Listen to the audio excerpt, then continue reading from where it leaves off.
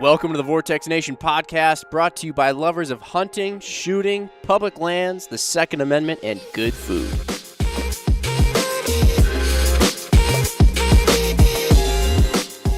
All right, what's up, everybody? As we kick this off, one thing that I'll let all the listeners know out there. Mark, back in the day, I remember I used to have my credit card number memorized. It was a really bad idea, and had I been listening at that time to a podcast like the one we're about to record here, it would have been dangerous. Because gun broker is a dangerous place when you have your credit card memorized. Yeah. But worldwide, 24 hours a day. Luckily that one got frauded, and I had to get a new one. I have not memorized that one, so that's good. It's not even surprising anymore when your credit card gets frauded.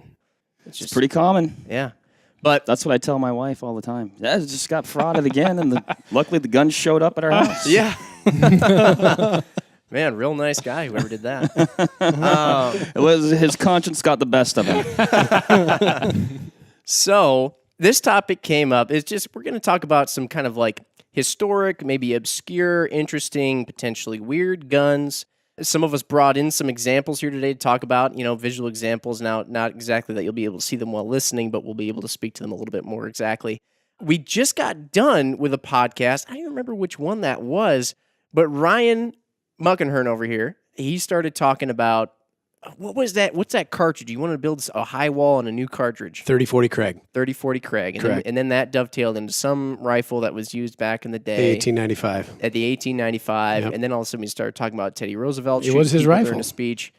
And it was very interesting. We thought, why don't we do a podcast on this? Yeah. So first, before we dive into it, let's introduce the crew. We got Jimmy and Mark here, as usual. We've got another Jimmy Jordan. He's been on a couple podcasts now, Mr. Ryan Muckenhirn. We got Adam Maxwell. He's been on one before, too. And a new guest to the show is Ian Klemm we can't really say where he's from. Yeah. He works here, but Ian, can you get in that part of the building? Can you say anything that you do? I mean, you go to the bathroom here, you use our restrooms, and you use computers. And I try to use a lot of the different restrooms. I saw him taking a sink shower one time. Yeah? It was, when it's needed, it's needed. So, no, we do some of the less, the low-profile projects and things like that. But I'm honored to be included in your podcast. Thanks for the invite. Absolutely. When we were talking with Ryan about some of these interesting firearms of the past, we said, hey, Ryan, who else should we have on this podcast? A couple of the names that came up were Jimmy, we're Adam, and Ian. Ian, in fact, is one of the ones who brought in some very interesting firearms here today, I see. So hopefully we'll get to talking about those. What if we actually kicked off on some of these? We'll just dive in, right? Because this will probably lead down many rabbit holes. Ian, what did you bring here? Okay. First of all, just let me say that, gosh, this is how I wish show and tell was back in kindergarten. This is like a dream come true. Wow. Ooh. Okay, can folks see this? This is a radio. This is a radio thing, but basically this is it's a rather svelte-looking firearm. Svelte is an awesome word for this one, yeah. But what is it for people who can maybe go look it up later, and we'll try and visually explain some. It's got a wood stock. It's a very old-looking firearm. It's got one of those old kind of pencil-thin looking rifle scopes on top. It's okay. Vortex didn't make any of those. Hopefully I get a pass on this one. Yeah. It's so starting off, it's a single shot rifle. My first centerfire rifle was a single shot, and ever since then, there was something about them. I kind of like the idea that you get one good shot, when you're hunting or something like that. It kind of did it for me. So this one I added to the collection a couple years ago, and it's made by a company called J.P. Sauer and Son. So it's Germany's oldest gun manufacturer, and it's in a little town called Suhl up in the Bavarian foothills. And it's cool because it was built in 1923. It's a single-shot rifle. It kind of looks like a 410 shotgun, maybe even smaller than that, right? Yeah, it does. But it's an underlever action. So to open it, it's got a kind of an underlever, a little bit like a modern-day Ruger No. 1, maybe. It almost looks like on some of those 1022s when they do a really extended mag release and it comes underneath the trigger guard. It almost looks like one of those. And what you did was you just flipped it kind of with your bottom three fingers, and then that broke the action. Yeah, so it's a break open or tip down action. You can see a little mortise here where the lug fits in when it closes. But some interesting things about this. This was made in 1923, so 95 years old. And you can tell that the scope that's on it, it's a very old scope. I think this one was made in the early 30s, so about 10 years newer. But it's a Hensoldt of Wetzlar, Germany, but it's only a 2.5 power, and you can tell it's pretty skinny main tube, right? That's a 22 millimeter main tube, or about not even an inch. No, it's like 7/8 of an inch. So pretty primitive by today's standards, but it came like that from Gunbroker. Some other kind of interesting things about it. It's got a takedown lever on the side there.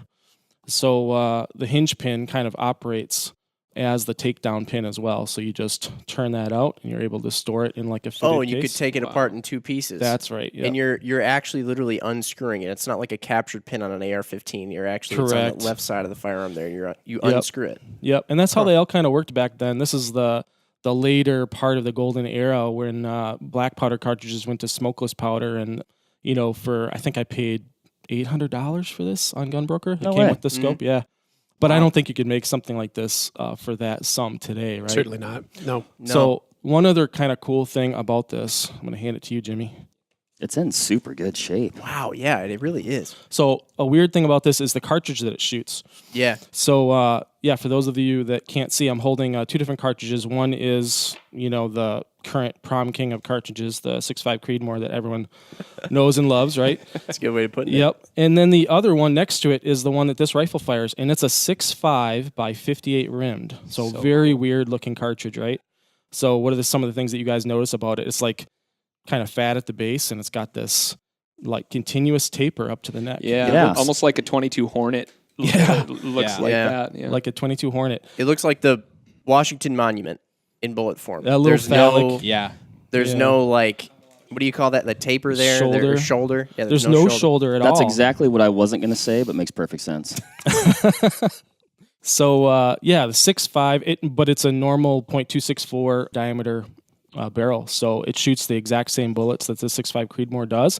It just shoots them a little bit slower. So we're talking like a 120 grain bullet at about 2,300 feet per second instead. Okay. Wow. So it's still deer worthy, but you're limited in terms of your range. You know? But do you find that it's pretty accurate as well, like the 6.5 Creedmoor? Surprisingly accurate. Yeah. Okay. The twist rate on the barrel is like a 1 in 8 or whatever the metric equivalent comes close to.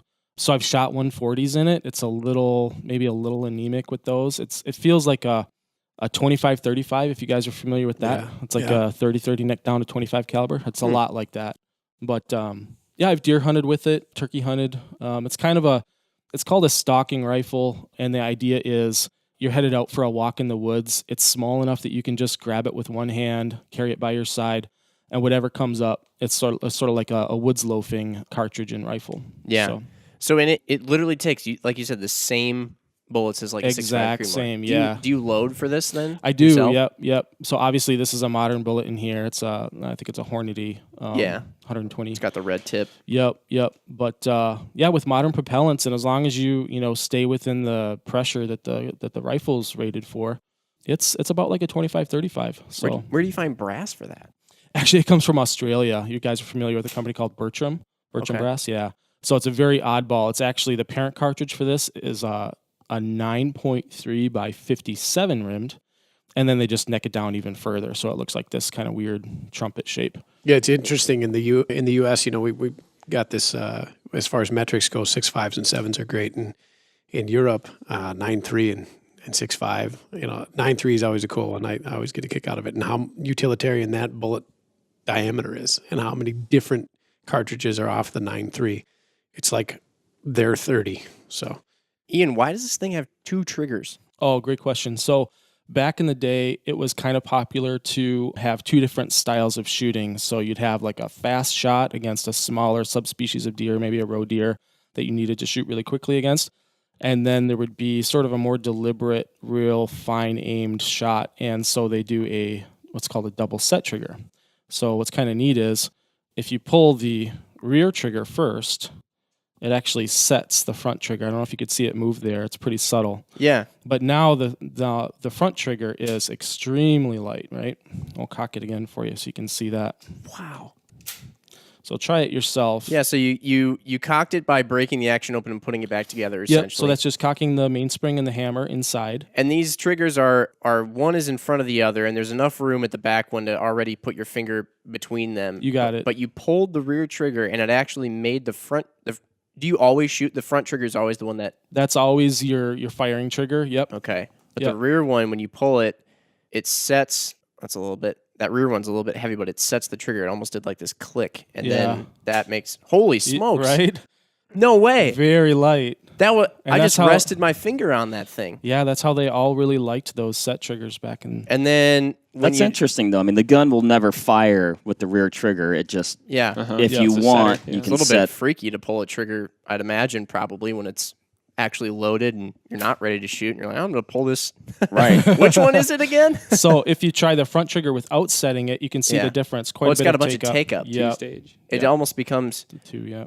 It's almost like a single stage when you pull the rear one, and then two stage when you don't. But even the second stage of an unset front stage trigger is a little bit heavier than... Oh, yeah, it would is be. heavier. Yeah. It's got a little take-up, and then... Yep. Yeah. Wow. But, so that's what I brought in today. It's an oldie but a goodie. Some of that stuff, like the engineering, everybody, always thinks that really like the only engineering marvels have happened in the last 20 years or something like that. But it's like people have been making really cool stuff for many years. I'd argue that we've digressed a little bit kind of from that. So Suhl, Germany is a really interesting town. Not only was J.P. Sauer out of Suhl, Germany, but there's also a whole bunch of other gun companies that have come out of there. And some are small and obscure and you've never heard of them, but it's a gun maker's town. And that was like a huge part of like old Bavarian heritage for a long time. And it's just a really special place. That's a cool gun. So some companies, modern day companies that are still going that you might be familiar with, we can rattle off some. Merkel. Yep, Merkel, yeah. Simpson. Yep. BSA. They're now known as something else. Right. But so that had been former Birmingham Small Arms? Yep. Okay. Yep. Yeah. I think it's because they had a big metalworking history, so that just led to firearms. And yeah, this company was started in 1751. That's awesome. So that's a town where it's certainly not strange if you see somebody walking around with a gun. No, it was culture. It was. I mean, it was like Detroit, Iron City or whatever, and we make vehicles there in Suhl. They made fine doubles and singles and rifles like that. So, and I think it's still Germany's only gun-making guild college, operating college is in Suhl right now. So that's awesome. Yep, that's very cool. Yeah, here's a little story on Ian here. The first time I really met Ian, we were on our local range, and he pulls up in his truck, and I'm like, oh, that's that Ian guy. I work with him. I was very new at Vortex, and he pulls out this neat little attaché case from the back of his truck, and he sets it on there, and he opens it up, and there's a blazer in there. And I thought to myself, in my head was playing the song, I could tell that we're going to be friends by the White Stripes. And then I offered him some of my sherry, and he used my monocle. Yeah, it was fantastic. Yeah. No, it was just fantastic. There's not a lot of blazers out in the U.S., not up here anyways. I think you go down to Texas and Georgia, you probably find some of them, but that one was exceptionally special. So one more time, Ian, what was that particular model called again? It's called the Tell, and I didn't do my homework. I don't know what Tell, Tell stands for in German, but it's basically their like roe deer stalking rifle from 1923. They sold it in 22 rimfire, 22 Hornet. They actually sold it in that 9.3 by 57 and this 6.5 by 58 rimmed. So awesome. How'd you get into this stuff? Because like all these guys here, like Jimmy and Adam, they've worked at gun stores before. Ryan's worked in a gun store before, and you worked for a firearm manufacturer, or at least a parts manufacturer, something like that before. How did you get into it? Like with a lot of us, it was Dad. He hand-loaded his ammo and wanted to teach me that. For him, it was an application for hunting and to be a better hunter. And I certainly did that as well. But for me, I loved making the ammo so that I could see, well, how good can I shoot? How small groups can I shoot? And so it was more the competitive shooting that spun off for me. But we still go hunting. We'll be hunting, this weekend together, and with ammo that we both kind of crafted. And I had a cross dominant, so I have a left master eye, right-handed. So Dad figured that out pretty quickly, and he kind of pushed me towards the single shots that were a little bit more ambidextrous. So it started pretty early, and I've always really liked single shots. So very cool. Jimmy, you don't have one here. That's fine, because again, forgot to do my homework. This is on the radio. What do you got as far as interesting firearms? Everybody here has an interesting firearm. I think we're all kind of gun nuts. But I've got several, but I think the one that's most different and most niche that I have is it's a Rock Island long slide 1911 in 10 millimeter. So as opposed to a standard 1911 is 5-inch 45 caliber ACP. I actually traded a spotting scope with a gentleman to acquire this pistol. My rationale behind getting it is, number one, I've always wanted a 1911. Never had one of my own. There's a couple in the family, but I don't have one of my own. Number two, it's a long slide, so 6-inch barrel, which breaks the legal barrel length for hunting barrels here in Wisconsin. So if you have a pistol, it has to be 5.5 is what it has to clear. Yeah, it's something strange like 5.43 or it's something obscure. Yeah. And so anyways, this is an even 6 clearly breaks that. And the 10 millimeter is a hot enough cartridge that it'll generate enough foot-pounds of energy to take a deer legally here in Wisconsin and humanely. So yeah, Ryan, I'm sure you can help me out with this a little bit. The 10 millimeter is pretty close to a 357 for energy. Isn't it? And possibly 40. Exceeding 41 Magnum is kind of really what the target was with the cartridge. Sure. It was developed, I believe, at the request of the FBI in response to it wasn't the LA shootout. It was before that. There's a very famous FBI shootout in the 80s. That wasn't enough. The agents were way outgunned. The other guys were using revolvers. Yeah, they had 38 specials. And they rolled up with and they found them dead with their cases in their pockets. They're empty. There was like car penetration or window penetration issues. So FBI was like, we need a bigger boat. Yeah. And so they developed the 10 millimeter cartridge and to perform at Magnum revolver levels in an auto pistol for law enforcement application. Yeah. And there were a few manufacturers that came out with them, some 1911 manufacturers, namely Colt, and then other manufacturers like Smith & Wesson developed some entries for that. Ultimately, if we were to fast forward a little bit, it eventually became the 40 Smith & Wesson because the cartridge was so long that it was hard for smaller statured agents to hold the guns that shot it. So, because the grips are really big. Yeah. And the thing recoiled massively, so they ended up loading this downloaded 10 millimeter version. And they wanted something smaller for these smaller statured agents who were primarily investigators. And that ultimately became 40 Smith & Wesson, which dominated the 90s. And so that's kind of the quick story on 40 Smith & Wesson. Now, there's a cartridge that gets a lot of you-know-what. Yeah. And why is that? It's because it's a bunch of people think if you get the factory-loaded stuff or whatever, it's super snappy. But then you got all these competitors nowadays using 40 Smith & Wesson, and they load them up different.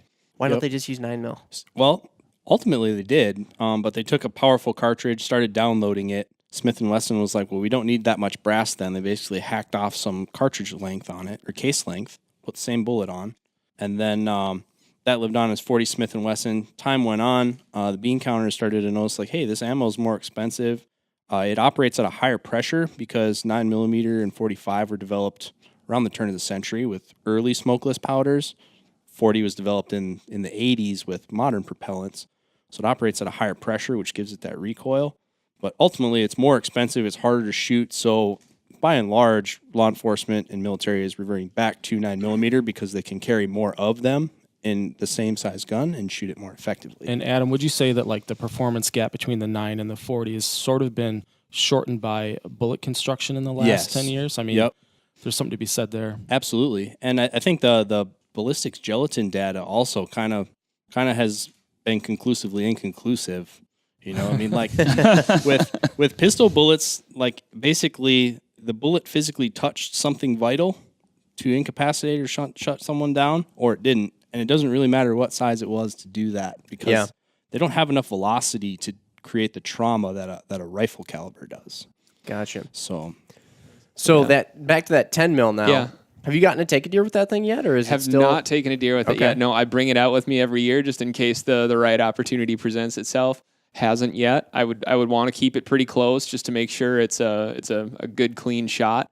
You know, I definitely shoot it once in a while, and I love shooting it. Took a little while to get used to it. I was used to 22s and 9mm mostly, and boy, it's a different recoil impulse. I started off by just death grip in the handle because I thought, gosh, this thing's going to be so hard to control, and ironically, that was the issue that I was having is I just loosened my grip a little bit and just said, whatever, I'm just going to ride it instead and see what happens. And yeah, you feel the impulse. The slide just reverberates a lot harder, but it's superbly accurate when you just calm down and get a nice even grip on it. Yeah.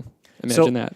Is hunting with a pistol primarily for the thrill of it, or are you also afforded any, do you get to go hunting earlier or later than the guys who are shooting rifle, or is it pretty much There are same? some states that might have a pistol only, like pistol or shotgun. They there might be some pockets where you can hunt with a pistol and it just gives you another weapon that you're allowed to hunt with. But no, here in Wisconsin, at least as far as I'm concerned, it would just be like a good story. It would be a sporting application as opposed to an extra season picked up somewhere. It's an added challenge though, like a muzzleloader or Yeah, or a bow for or sure. something Exactly. like that. Yeah, you're restricted quite a bit on your distance, and so that's Ryan and I interesting about hunt it.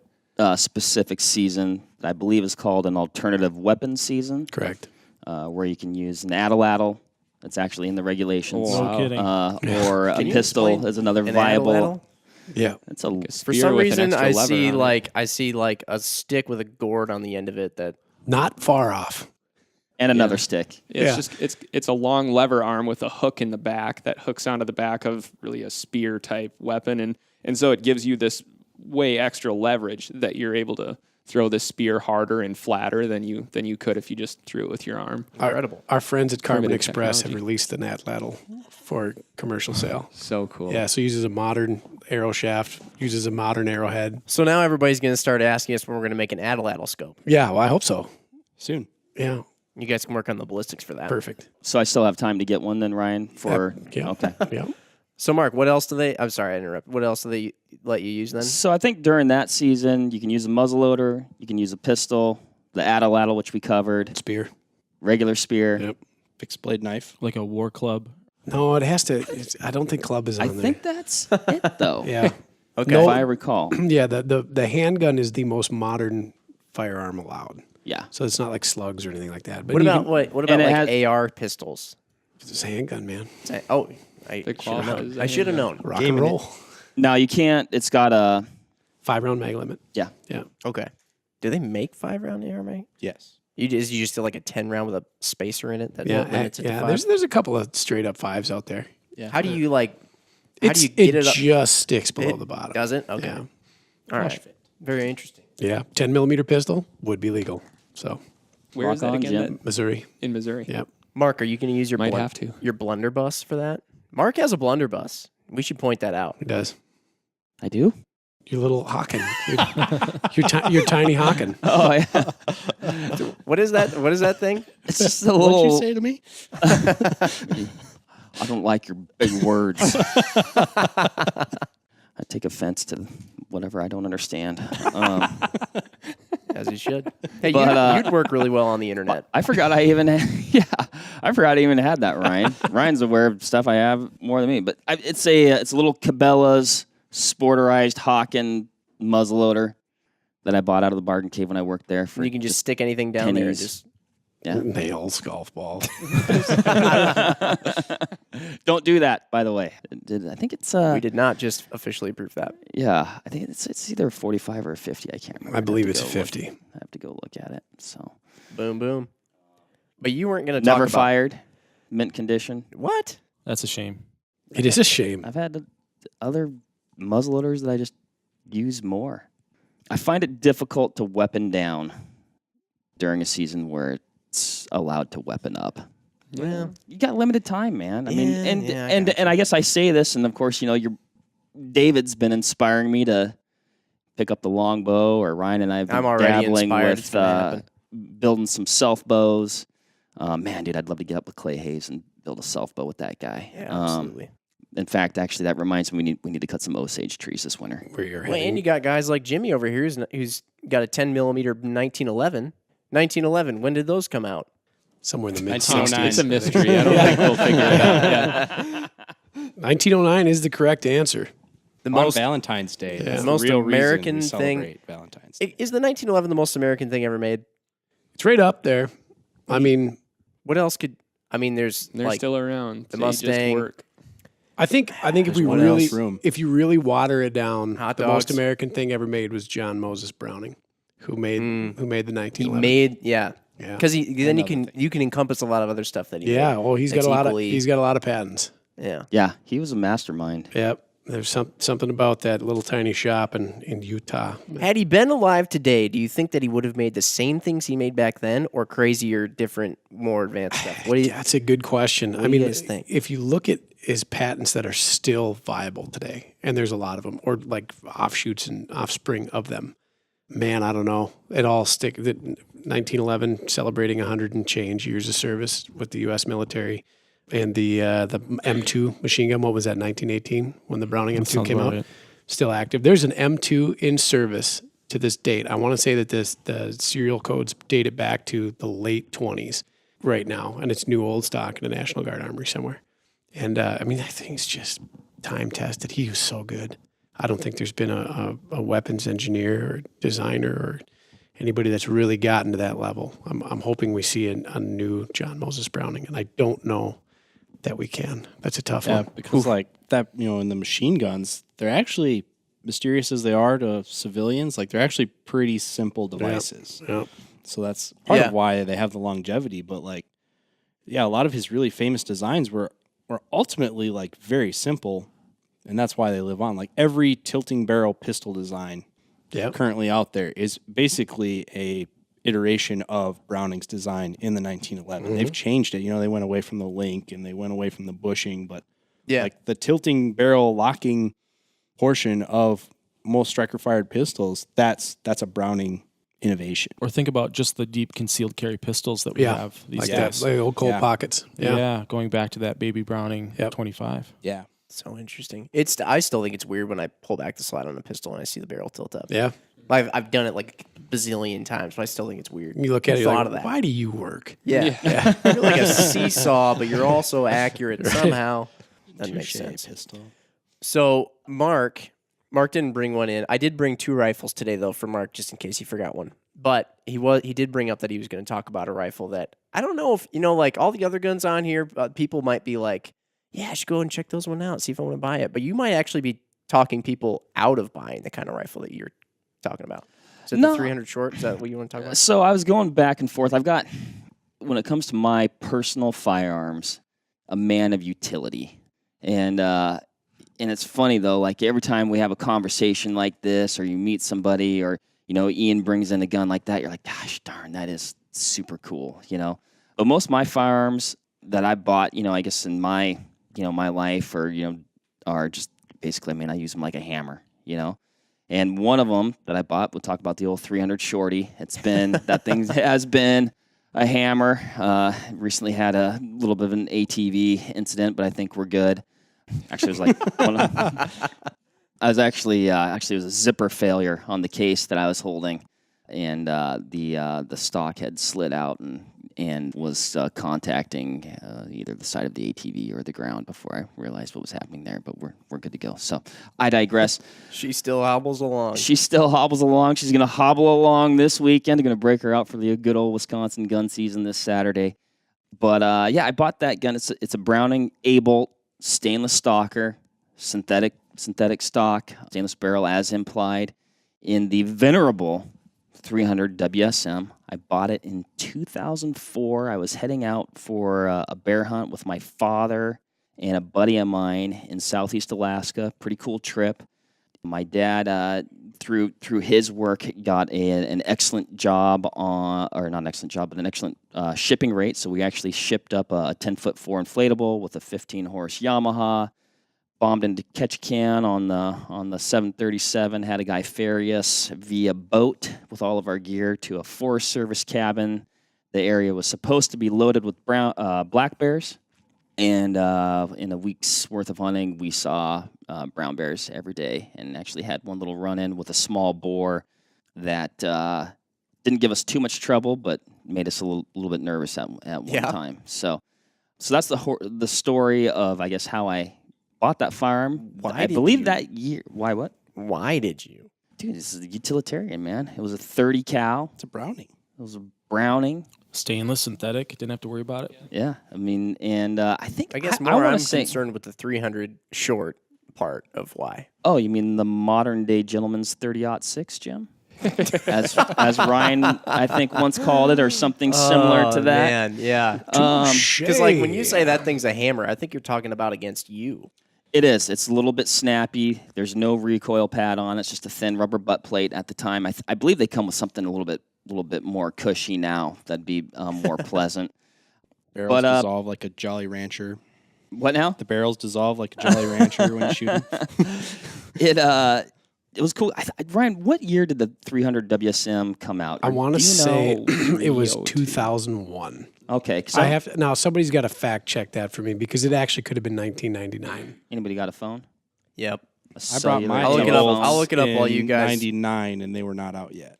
Okay. So I had the same, early similar 2000s, rifle. I thought. I'll look it up while you guys. Which Wisdom in the family came out first? Was it the 7? 2001. 300. Probably 300. I think yeah. the 300 was the Okay. first of them. 2001. Wikipedia It said was it. old. Okay. So I bought that in 04. I'd been looking at the cartridge for a little bit. It definitely seemed like it gained some steam. You know, it was gaining some momentum.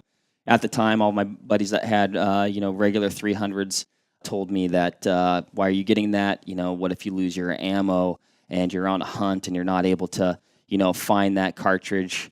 I also responded back, how many times have you lost your ammo? And That's a good point. I will say this, though. I was on a hunt that I brought that gun on in New Mexico. I can't remember which year it was, but it was during a big ammo, boom/crisis where nobody could get anything. Shelves are empty, this, that, the other. And we went to, I believe it was a gas station where... gas station / kind of one of those multi-faceted, the cool gas stations that sell ammunition. should Gas be. station gun store. They have a jackalope on the wall. That's all that's. You're Next to the blaze orange hat. But what I loved about that little visit is the ammo shelf was completely empty except for 3 kinds of 300 short mag. And I said to myself, by God, this cartridge is just popular enough that they have to carry it, but not popular enough that people sells buy out. it. Yeah. incredible. But That's awesome. And Mark, I'll ask you this just so you can give your quintessential answer. Isn't that a little bit overgunned? Jim, are you never make anything too dead? And there you have it, folks. So, but I will say this, man, that gun, I've gotten used to shooting the old the 6.5 Creedmoor, which we touched on earlier. And, man, Ryan and I were sighting that gun in the other day before I was leaving for my moose hunt in September. We did a lot of work with it, and then I ended up borrowing my buddy's rifle, which I think Ryan was greatly offended by that. I shot that gun a lot. It was just by circumstance, but dude, pretty brutal. It was like just the gun that I always shot. It's like one of those things where you don't know how good other things are until you try other things. And still a great gun. Like I said, I'm going to use it this weekend, but man, she bites you. My favorite part is that every time I think I've seen Mark go hunting with this rifle, he comes back and he's like, man, that 300 short, man, I think it's about time I retire the old girl. We've been hearing this, all of us, I think, for the past couple, like 3 years maybe, every time, and yet she still makes it out. Just shouty, still chugging. She does, man. Yeah. Dude, it's a handy rifle. It's lightweight, it's easy to carry, short bolt throw, short action. One of the cool things about that rifle is at that time it was one of the initial rifles that came out with multiple lugs. Like most bolt action rifles had 2 lugs. Oh yeah, and that one had 3 for a shorter bolt throw. Yeah, I know that was a very unique feature at the time when my father purchased one for a remarkably similar amount of money that I made lawn mowing when I was 12. But Remarkable. yes, it's weird. But yeah, so they were one of those multi-lug bolt faces, and they're kind of popular now on some of the more three lug bolt, like that's if you don't have a 3-lug bolt, you're like shooting a like that blunderbuss one off a and, dinosaur. Yeah, and Weatherby. It was like Which I Browning and own Weatherby also. that started that. Right? Yeah, that goes back to the old BBR, the Browning bolt rifle, which is I guess the afterthought of the Browning Safari, which was a Mauser type action made by FN. So then the BBR came out, was a modernized version, then the A-bolt came out of that, and then now they're on the X-bolt. So Yeah. Yep. it's a neat rig. I was used to shooting a gun with a magazine, so I liked the fact that magazine just kind of clipped in. But I don't know, I've got that new Weatherby Mark V ultralight outfitter Pretty rad in gun. 6.5 Creed. That's what I was just using. How light on a is ultralight? 5 3/4. Oh, I think. Wow. Dude, it's awesome. Synthetic stock, Cerakoted. See, as an engineer, I like Ian because when he asks and you say 5 3/4, and he's like, oh man, That's yeah, you get some. impressive. Because if we had Dave in here, he'd be like Oh, 5 3/4, God. and be like, oh my God, what are you toting around a dumbbell for? If he wasn't so polite, he would have spit at me. That's funny. But that's a sweet little gun in 6.5 Creed. Ryan and I shot it before that hunt, and we were shooting it out to 540, Nice, And Ryan shot. I mean, I was confident in my shooting, even though I actually didn't execute an awesome shot on that hunt. We got him, but dude, you shot a really tight group with that. It's about 2.5 inches at 540 meters, or 500 meters, 540. That'll yards. do. Yeah, that's a That'll good do. gun. You could fit it inside a chew can. That'll do. So, Ryan, what do we got as far as guns that you've brought Today, for show and tell today? I brought my my 1885 high wall. This is a particularly special rifle to me. I've rolled over the cord on my We're headset still here. corded in the podcast here. We have not gone cordless. It's fine.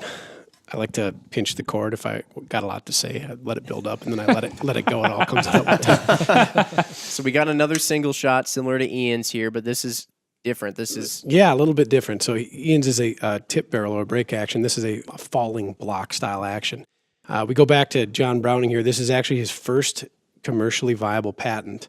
It's not the first gun that he built, but this is the first one that he had patented. And he used to make these in his father's shop one at a time. And then in the mid-1880s, he got it patented as the Model 1885. I believe they, through the course of their production, which lasted into the mid to latter part of the 20s, they made them in about 150 different cartridges, from 22 short to, all the way up to the big Buffalo cartridges, like 5110 and things like that. And I became enamored with the high walls. I think I was 8 or 9 years old, and I was in my dentist's office, and I was reading a magazine. My dentist was a pretty cool guy. I was reading a magazine. I think it was Hand Loader magazine, and there was a writer named Duke Ventrino. He still writes, so far as I know, and he wrote an article on hunting with the high wall. And he had a picture of him in there as a young man of about 27 holding a very respectable mule deer with an original high wall that he had shot. And at that moment, I said, that is the measure of a man who takes a rifle and a cartridge that kind of won the West and goes and hunts Western game with it. And so I could never afford one until a couple of years ago. I saved up my nickels and I picked this one up. This one was made in 2016 by the Winchester company, and this is the last year that they have made this iteration. This is called the Traditional Hunter, and they only made 250 of them that year, and I got one. so it looks kind of like the old 18 was at 94s, but without a lever. Yeah. It's a similar looking gun, but it has a big fat hexagonal barrel. Yep, that was very very common for the American arms of that era. And it looks like something's missing Crescent butt plate. where there should be a hammer. Well, so this is cool. So if we look at kind of the rifles that predated it and what there it is. John Browning had kind of modeled this after would have been the Sharps pattern rifles. So like the 1863, the 1874, the 1877, and 1878 Sharps. They had a side hammer. So these were somewhat converts from the black powder days, if you want to get really technical, way back to flintlocks, but mostly percussion and musket caps. So those were then converted to metallic cartridge guns, in which they then had a firing pin that traveled in a very interesting kind of side channel fashion. And then Browning had made this action from ground up and moved that hammer in line with the barrel. Makes a much lower profile receiver. It's a very small receiver if you look at it. It's like the size of a fist. Yeah, it's not big. It's very trim. And then it's an insanely strong action. I mean, even to this day, there's not a lot that can match the strength of a high wall action and the cartridges that you can put in it. And current high walls are available with, bottleneck cartridges up to 375 H&H and about everything in between.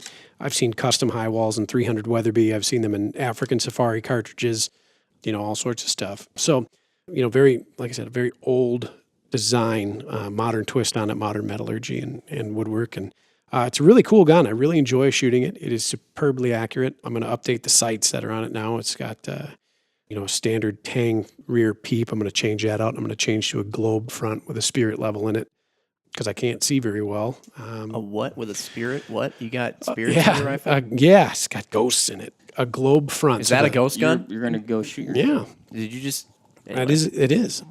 So the Who's your spirit animal? John Moses Browning and Ted Nugent. But so the globe front is an enclosed sight that has a little insert crosshair, and it actually can do a whole bunch of different stuff. And then they also have a level that's in there. And the level's really only advantageous if you're going to be shooting like long range. I've shot this gun to 400 yards. It shoots pretty well out to there. It's capable certainly of more. There's still a competition on the books called BPCR, or Black Powder Cartridge Rifle Competitions. Our local club holds a big match a couple times a year. And those guys shoot to 1,000 yards, 1,200 yards with these things. Jeez. Yep. And, it's very much the same gun, just a different stock configuration and a different barrel configuration. This one's a 28-inch medium contour octagonal, the BPCR guns. Octagonal. Yeah. Pardon me earlier. BPCR guns are. What's the concept behind the octagonal barrel? Yeah.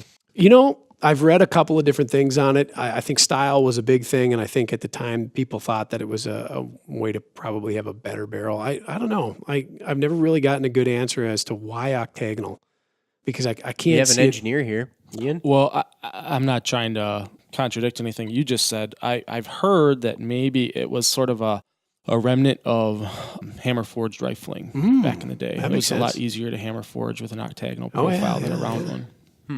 And it's just a carryover vestigial tail. Right.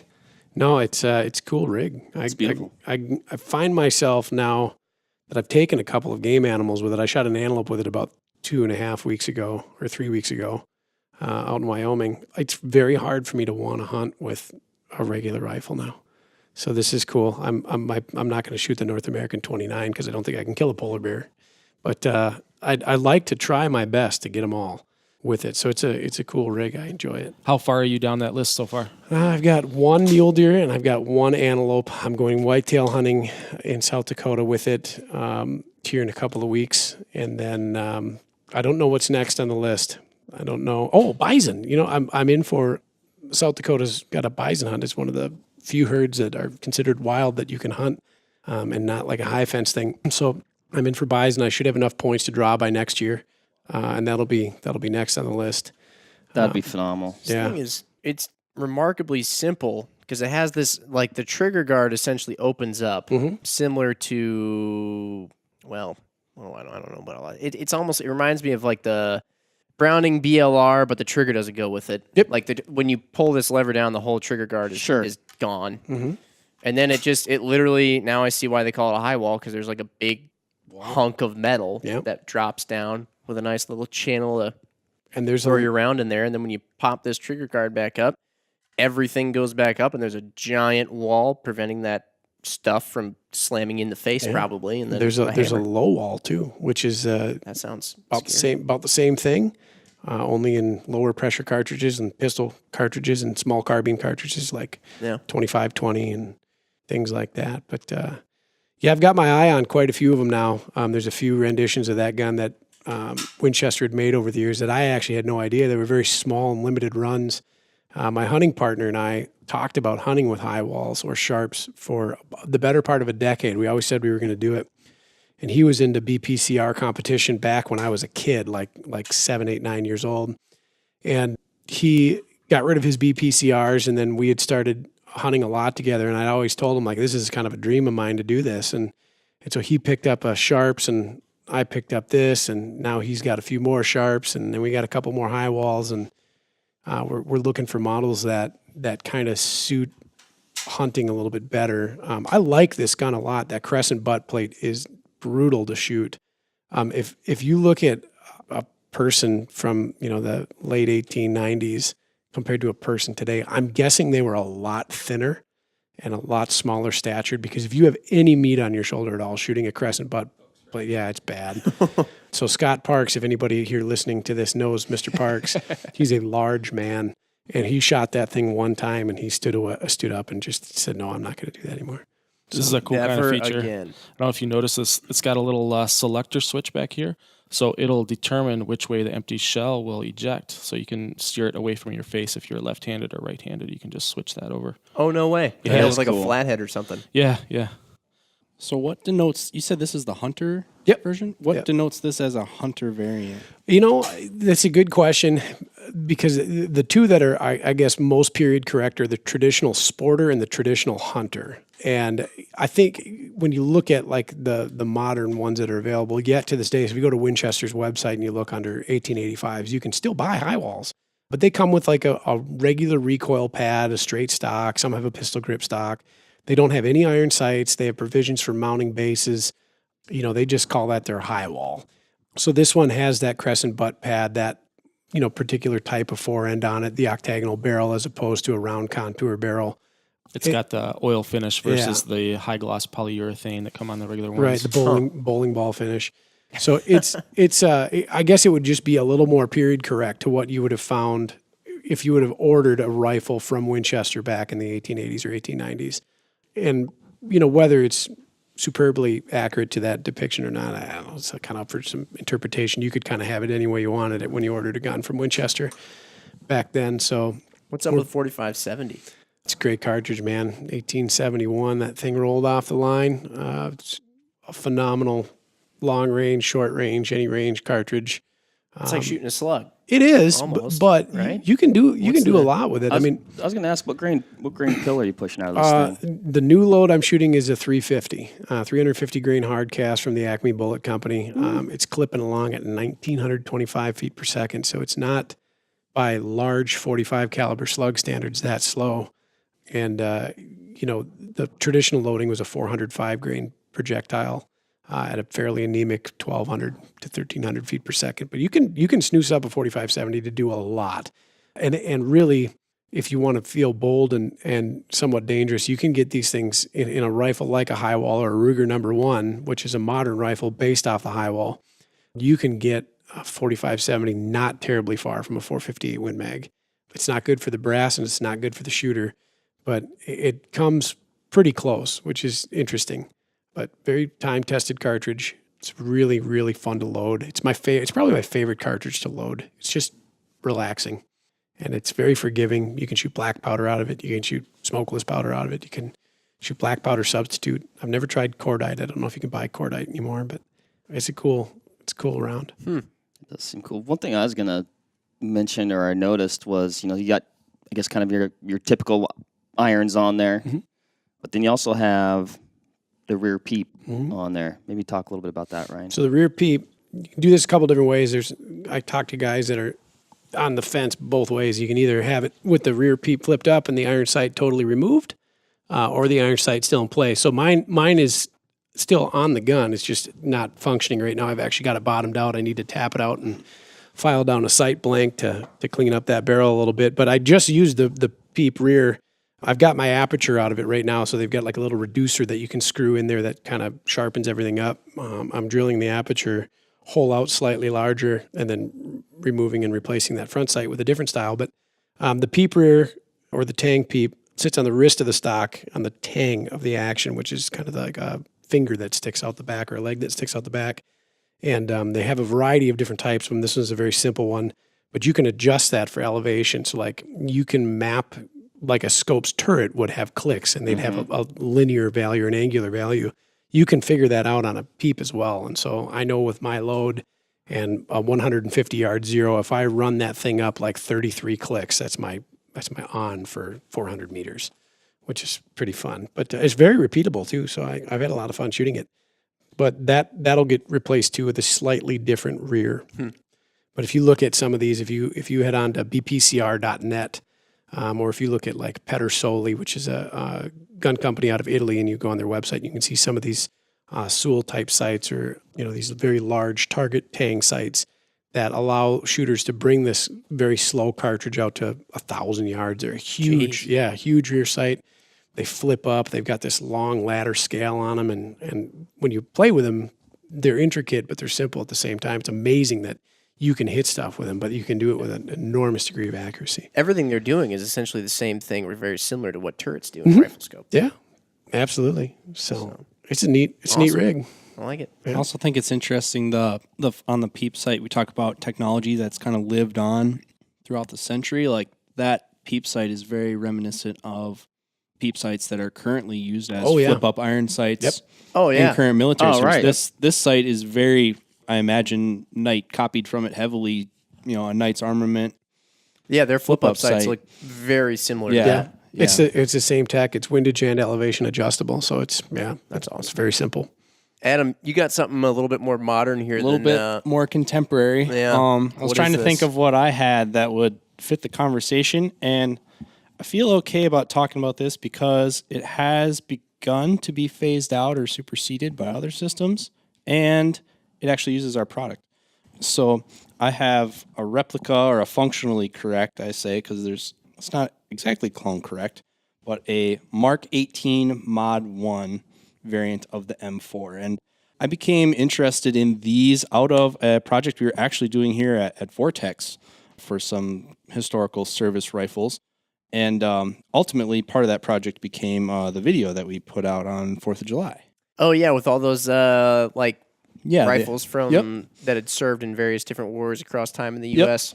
So I became personally interested in kind of the evolution of the Mark 18 and kind of was my initial exposure to what I found out is termed clone building of modern military AR-15s in the civilian world.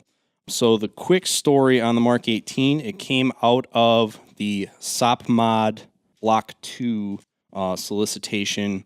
Basically, it was like the Barbie kit for M4s for special forces. They wanted to have a standardized kit of accessories that these guys, they could hand a guy and he would take it overseas and then they could configure for whatever mission they were on.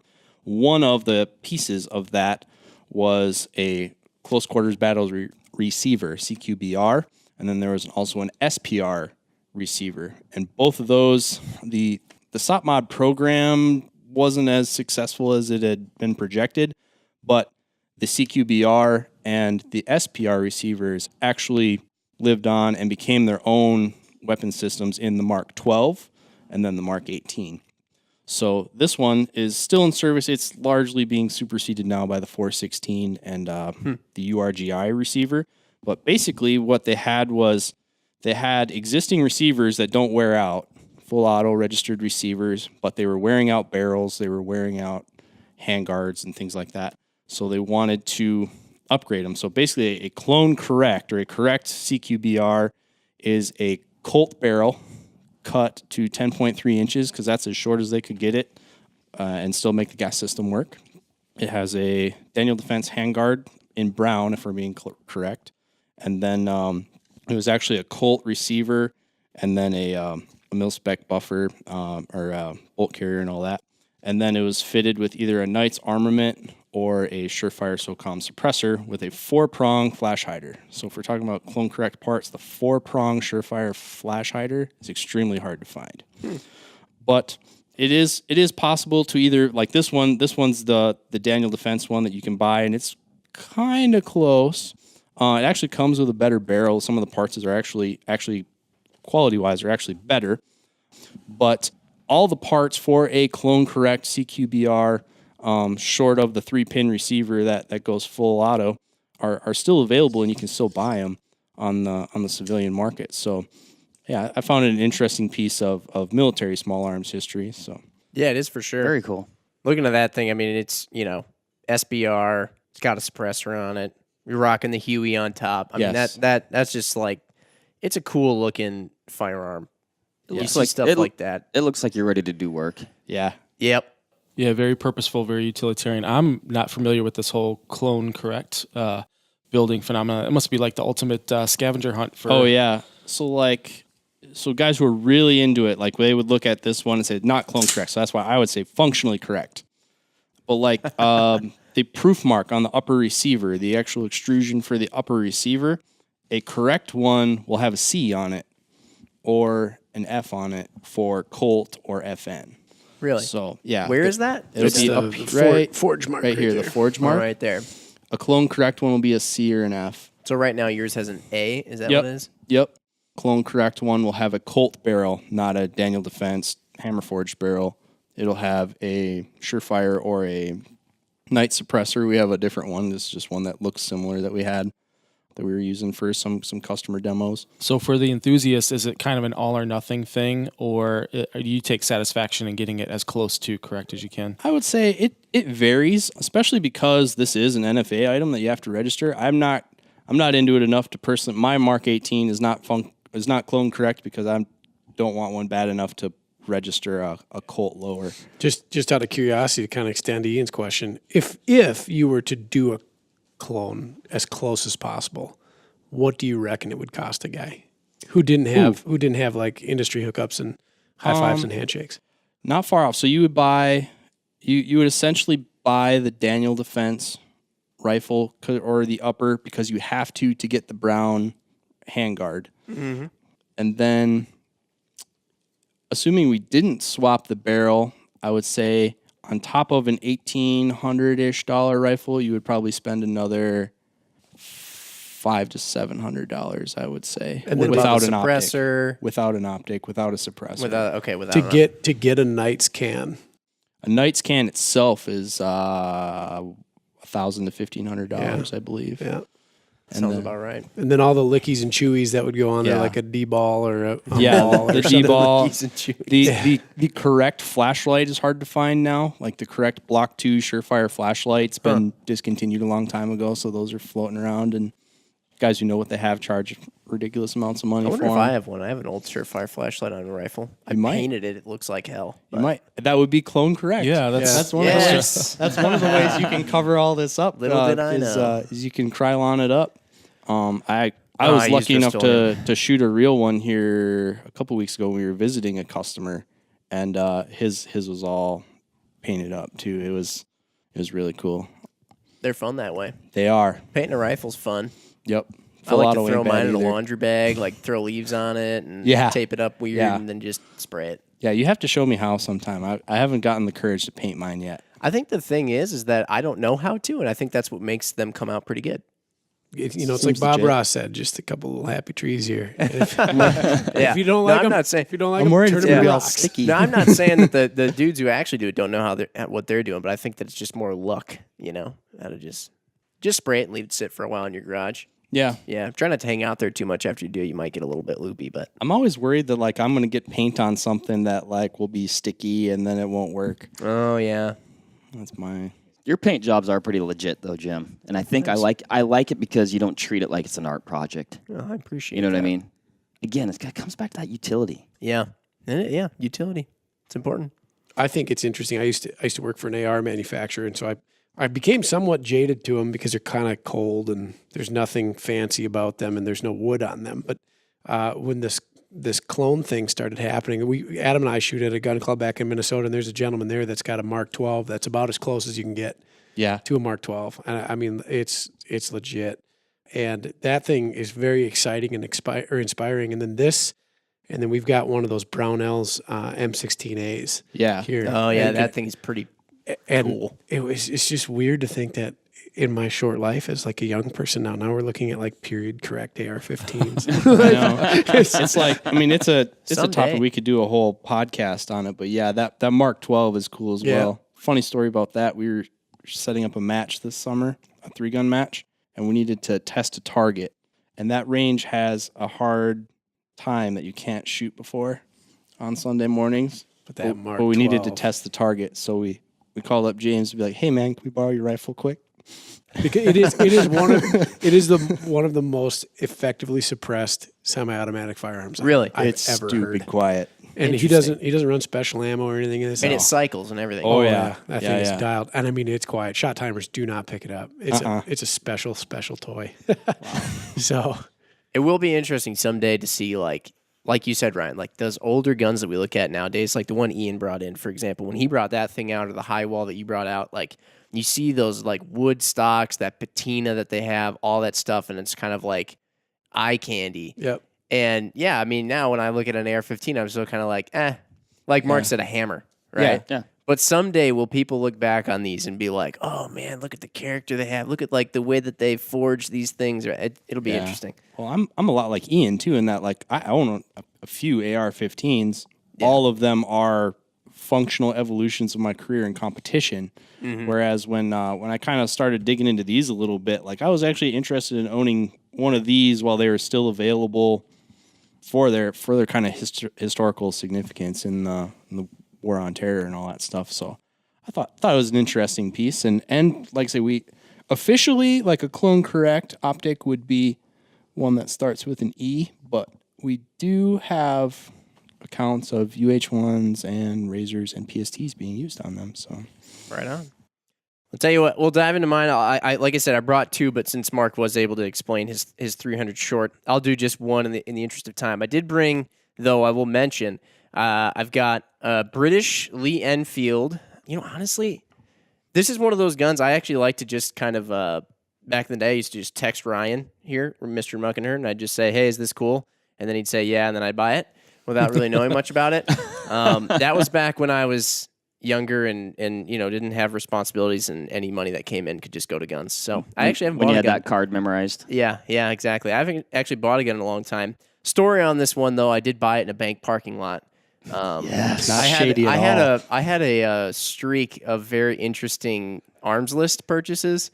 I bought a Glock 22 that was a police refurb from a guy in a Walmart parking lot. I actually got into his Honda Civic and bought it there, and he sold me a duct tape box of ammo too. And then He sounded like a real straight shooter. sold that same gun in a Menards parking lot later on. I bought my first pistol I actually bought in a construction site parking lot, and then I've sold a pistol to a guy in a five guys parking lot. This rifle was purchased in a bank parking lot, like I said. So it was also connected to a mall, though, so it was kind of a mall parking lot too, which is you know, a little bit less. Yeah. Why, yeah, that- why have no, that we've totally been going makes to it. gun shops all these years? We should have been Doing it cruising the wrong. back rows of parking lots. Yeah, you never know. In fact, yeah, you might have gotten in a bidding war with me. And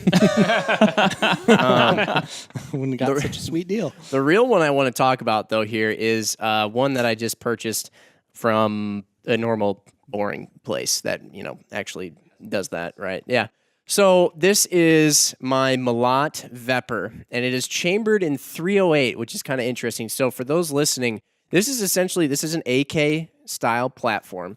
So if you were to look at it visually right now, actually, and one of the things I'll talk about a little bit more too is that it actually looks similar to, so we were talking about clones earlier. By no means am I claiming this to be a perfect clone or anything, but I just like the look. Visually, it looks similar to like the SVD Dragunovs that you've seen in some movies. What's that one movie? I can't American Sniper? Yeah, American Sniper. Mufasa, isn't that the bad guy's name? What's his name? Yeah. Something like that. Mustafa. or Mustafa, something like yeah. that. Well, anyway, that guy's using one of these, and like I always liked the bad guy rifles for whatever reason. It's And- because they're Russian. Yeah, It's and just- That may explain how you like to purchase your rifles as well. now that you mention it.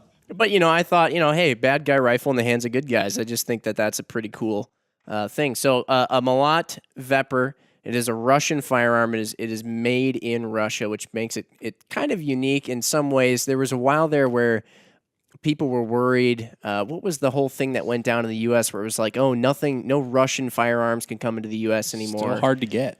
And ammo. There was a really big kind of like people started buying them a lot. Because in what was that 7.62 by A 5.45. 5.45 by Yeah. that was really hard to find for Still the is. AK-74s. They stopped bringing it in. So anyway, I remember at the time I was like, man, this was a good investment because I have this Russian firearm and everyone's gonna want it and they'll probably appreciate in value, but I don't ever intend to sell it. The receiver itself is valuable. They are still banned. You can't Really? You can't, Okay. the intricacies of importing things from Russia, weapons related, are still challenging because largely from the political situation. At first, they were shooting at each other, and then we were kind of at odds with them. So it's getting hard. It's still hard to import correct receivers from Russia, and I think there's actually a lot of momentum now because of that ban.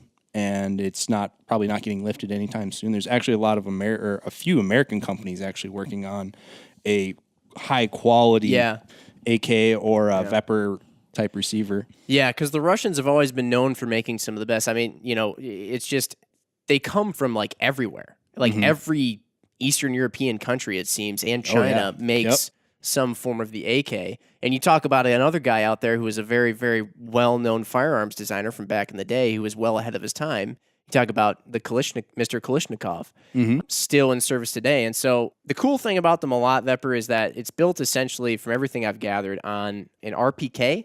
Yeah. RPK machine gun. Yeah, so the RPK receiver here. So it's very strong. And they make them in like 12-gauge shotguns now. So a lot of the really kind of Josh Freilich, he was on the podcast. He's using a Vepr 12. If you've played video games and you've used the Vepr, you've probably seen the bullpup variant, which is used by the Ukrainian army.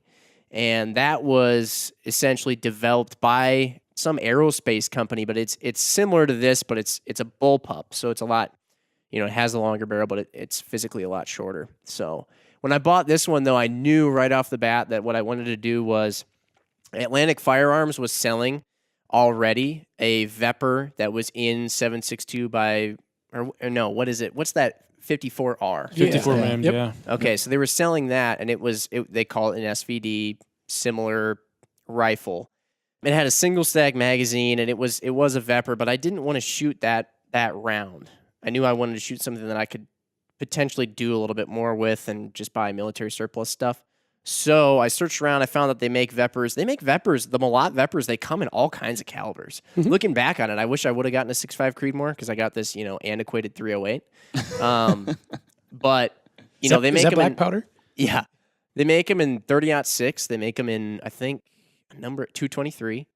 But I got the 308 at the time, and I went to Ironwood Designs, I think is what it's called, Ironwood Designs. And they made this this furniture set that looks to be, it's supposed to look similar to an SVD Dragunov. And so it's this nice deep red color.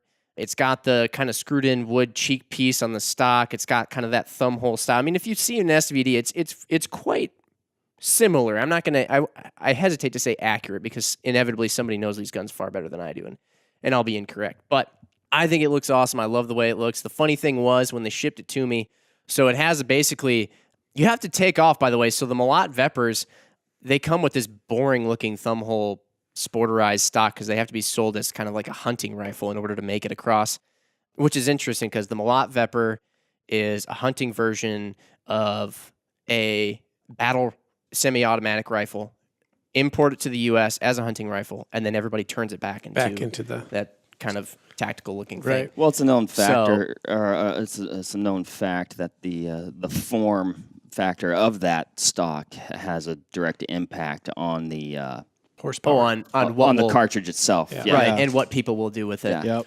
So, interestingly enough, when I ordered this stock set from the guys at Ironwood, they were actually moving shops. It took like 4 months to get to me. And just, again, because they were moving their shop now, I think it takes much quicker than that, or it's much quicker now if you order something from them. And it came, it looked amazing. I was so excited for it. But when I went to put it on, I took off this sporterized stock. When I went to put it on, I realized that there's a point on like on the receiver where you essentially screw in the rear buttstock / pistol grip, and there's a hole up on the handguard portion where you put in a screw to attach the handguard to the rifle. None of those holes were drilled. And so I called the guys over there, and I was like, hey, I got this stock. I'm really excited about it. It looks amazing, but none of the holes are drilled. And they were like, yeah, we know. And I was like, so what am I supposed to do? And they were like, oh, well, because it's an AK, their tolerances aren't like AR-15s. There's no mil spec, right? So we don't drill the holes because if we did drill the holes, inevitably they would never line up with yours. And so I thought, how AK is that? That's pretty freaking AK, right? So I was like, well, this is pretty sweet. But then I'm all nervous because I am like far from a woodworker, and here I am with this new stock. It took me 4 months to acquire, and as a college kid at the time, it wasn't that cheap. And I'm having to drill this thing out before it even touches the gun. And I'm pretty sure that was probably like, that hole goes in maybe like a half an inch. I'm pretty sure it took me an hour to drill it because I just went like millimeters at a time, just taking away tiny little sawdust at a time. But Turned out great. thanks. Yeah, I'm excited. I'm going to hunt with that, actually. I've done a few modifications to it other than the SVD style stock. I've got it comes with a pinned and welded thread protector, which who pins and welds a thread protector? I don't know if it was part of that hunting thing or whatever to import it, but I dremeled that off. So I am a gunsmith. And I put a Landtac brake on there, so it's I think they call it the Draken or the Dragon or something like that. That actually threaded right on, so it's the same one you can put on a regular AK-47, and since it's 7.62, it bolts right up, And then there's also this Midwest Industries side mount scope rail. So it does come, these rifles come with a side mount scope rail, so you can put on something like this. The guys at Midwest Industries, they make a good one. At first I had one where it was like, it mounted to the side and it went directly into rings that your scope would then mount into. But that limited me a fair amount on what scope I could put in there because you couldn't change the height. It was what it was. So I put on a different one that they offer, and I don't remember the part number, but basically it just gives you a Picatinny rail up top, and then you can mount normal. I have our precision matched rings on here, and I have a PST 1-4, the old Gen 1, up top. And I actually wanted to do the PST Gen 1 1-4 because if you look at those old Dragunovs, those like PSL scopes or whatever that is, they all kind of look like this. Yeah. They all have a small objective. They kind of stick back a little bit far. Even the PST Gen 1 has this rubber ring around the eyepiece, which reminds me somewhat of those kind of like the boots, goofy looking, like it looks like a shock. Oh, what do they do in the, like in the trucks that everybody does? They always put those like shock boots on. It looks like that, but for your eye. And it has this illumination knob on the eyepiece that kind of sticks off all angular. It looks a little bit, I thought it looked good on there. It's got the tall turrets on the Gen 1 in this case, so I could dial shots. This thing, when I didn't put a scope on it, just using the iron sights, I got out to 500 and I got to 540 on that same range you were talking about earlier on a chicken. So a steel chicken for the record. But anyway, yeah, I like this thing a lot. It's pretty cool. Big fan of AKs, and so now I have one in 308. It's a common cartridge that I can get, and it looks like a Dragunov. So throwing a Hail Mary to Ryan, do you know the story of how the Dragunov came to be? No, I don't either. I know it's a cool story. I have story. two and a half. I have 2.5 Dragunov stories. 2.5. 2.5. A very good friend of mine collects military sniper rifles and legit ones, like real ones only. So he's got a great deal of Allied and Axis Power sniper rifles, most of them lettered and authentic. And the Dragunov is one that is about impossible to find. There's very, very, very few of them inside of the U.S. and outside of Russia or the Middle East, And he was at a gun show in Missouri one day, and a gentleman had one for sale, but he had it marked as one of the SVDs, the fake ones that you buy from Century. And it was a legit, or he had it marked as a PSL, excuse me, and it was a legit. The PSL, yeah, that's right. That was a Romanian. Yeah, thing. And it was a legit Tiger. And so he saved himself thousands of dollars. The last Tiger that I saw for sale on Gun Broker was right around $6,000, and he snatched that thing up for a song. I have it's a fabulous rifle. They're fairly different than this or any other iteration. When you hold them and look at them, they're pretty remarkable. Oh yeah. They have a longer looking receiver. Yeah. It's much, much longer. And those things, they're cool. Those things were chambered in a smattering of very bizarre cartridges, including 8mm Mauser, and then 308 Winchester, 30-06, 7.62x5.4R, a couple other doozies to fit, I guess you'd call it contract applications when they were produced. But his is a 7.62x5.4R, and it's gorgeous. They even had an integrally suppressed Dragunov. The VSS. And it was what did it shoot, 9mm or something like that? It was 9 by 39, I think. Something like that. It looks like it has 2 soda cans welded together on the end of it instead of a barrel. It's called a VSS. They use them in Russia to shoot icicles off of palaces. Look, there's a great video on YouTube of them doing it too. Spectacular. Yeah. Very interesting. And then another customer of mine used to travel to Russia to hunt brown bears. And he was on one hunt, and his guide had a Tiger, Dragunov, and that was his hunting rifle. And then this is a half story. That same guide later on a return trip had a gentleman with them, I believe from Texas, that was hunting. And he shot a bear fairly poorly. And the guide instructed him to shoot it again. And the gentleman said, this is 300 Win Mag. He's dead.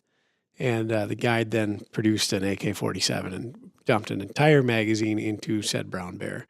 And that was the half story of the Dragunov. But very interesting. Yeah.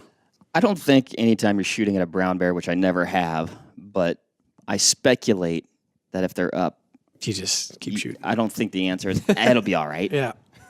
He'll fall. Not for you. If your experienced guide says it's not good, it's probably not good. You should probably just listen. For whatever reason. Famous last words. But yeah, speaking of barrels though, too earlier, the one other thing that I found very difficult to find with this was particularly in the 308 cartridge. It was hard to find the 23-inch barrel. So it's got kind of quite a long barrel. Most of them, I believe, were 18-inch barrels, and I just knew that if I wanted it to look more, Dragunov-esque, I had to get the longer barrel. This looks good. But anyway, I do love this thing.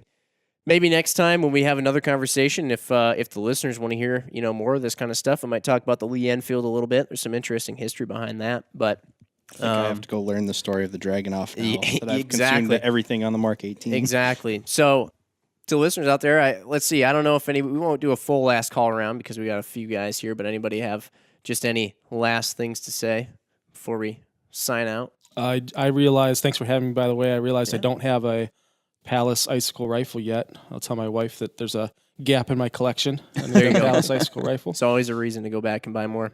Excellent. I'd have to say that old guns are really cool, and so if you ever want a chance to challenge yourself with something, buy an old gun. If it's sound mechanically, learn how to load for a cartridge that doesn't exist, or hunt with something fairly primitive. It breathes a lot of life into something that may seem stagnant or otherwise now kind of mundane. So you never know what kind of history you're going to come into either. So it's true. Very, very interesting. I like it. I'll just say, if you find yourself in Walmart parking lots, Menards parking lots, and stuff like that, you'd be surprised the nice people that you meet, in the firearms industry. Everybody that I bought a rifle from was very nice. So, yeah, I had no problems. I'm not condoning that behavior, though, so don't go, like if you go and do it and you end up, finding the Scranton Strangler or whatever, then don't say the Vortex sent you. I'm just going to. Jim likes the rush. Oh, here we go. Ryan just sent over one. A 1993 Russian Izmash SVD Tiger Dragunov, new, $6,000. That's a starting bid. That's not even a buy it now. That's a starting bid on Gunbroker right now. They and PSG 1s are probably the two most expensive military sniper rifles you could buy. Look at that thing. I saw James Jordan glancing over. Wow. This or a Miata? This or a Miata? That's a tough call. I don't know. Oh, man. Miata. Well, for the folks out there, Mark, you close it off. I'm just going to say don't get in trouble if you're buying too many rifles. That was all I was going to say. Mark, you close us off, though. Well, I don't know. Yeah, I guess all I was going to say is it's been super fun talk. Yeah. And it's been awesome hearing about all these different firearms. And so the next time you see me, I'll probably just be toting the same Able 300 short mag. But it's been awesome. Beautiful. That's all I got. All right. End on the classic. Bye. Bye. Bye. All right, that'll wrap it up for this episode of the Vortex Nation podcast. Thanks, everybody, for listening. Hit that subscribe button so you can always stay up to date on the latest happenings over here at the Vortex Nation podcast. Leave us a review or comment down below. We want to hear what you have to say about the show, maybe what you like, maybe what you didn't like, so that way we can make these podcasts as good as they can be. You can also follow us on Instagram at Vortex Nation Podcast. We'll be posting about each episode released, so that way you can go back, find these things, maybe grab a little nugget of information that you could take with you to the range, out in the field, or maybe to the kitchen if we're talking about some good food. So, again, everybody, thanks, and happy hunting and shooting. We appreciate it. Have a good one.